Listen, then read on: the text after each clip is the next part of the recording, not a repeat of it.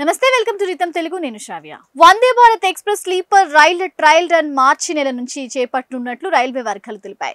ఏప్రిల్లో ఈ సర్వీసులు ప్రయాణికులకు అందుబాటులోకి వస్తాయని తొలి రైళ్లు ఢిల్లీ, ముంబై మధ్య ప్రారంభించనున్నట్లు పేర్కొన్నారు.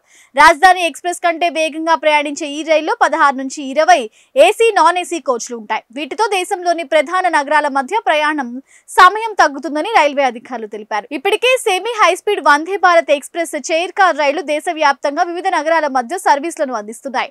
త్వరలో వందే మెట్రో రైలును కూడా తీసుకురానున్నట్లు సమాచారం. వీటిని చెన్నైలోని ఇంటిగ్రల్ కోచ్ ఫ్యాక్టరీలో డిజైన్ చేశారు. ఇప్పటి వరకు భారతీయ రైల్వేలో ఉన్న సర్వీసుల కంటే ఇది వేగంగా ప్రయాణిస్తుంది. దీంతో ప్రయాణ సమయం 2 గంటలు ఆదా అవుతుంది. తొలి దశలో 10 మార్గాల్లో వీటిని అందుబాటులోకి తీసుకురావాలని రైల్వే శాఖ యోచిస్తోంది. రైల్వే ప్రయాణికులకు మెరుగైన సదుపాయాలు కల్పించడంలో భాగంగా దాదాపు 40,000 సాధారణ కోచ్లను అధునాతన వందే భారత్ ఎక్స్ప్రెస్ తరహా కోచ్లుగా మారుస్తామని కేంద్ర ఆర్థిక శాఖ మంత్రి నిర్మలా సీతారామన్ ఇటీవలే బడ్జెట్ ప్రసంగంలో ప్రకటించారు.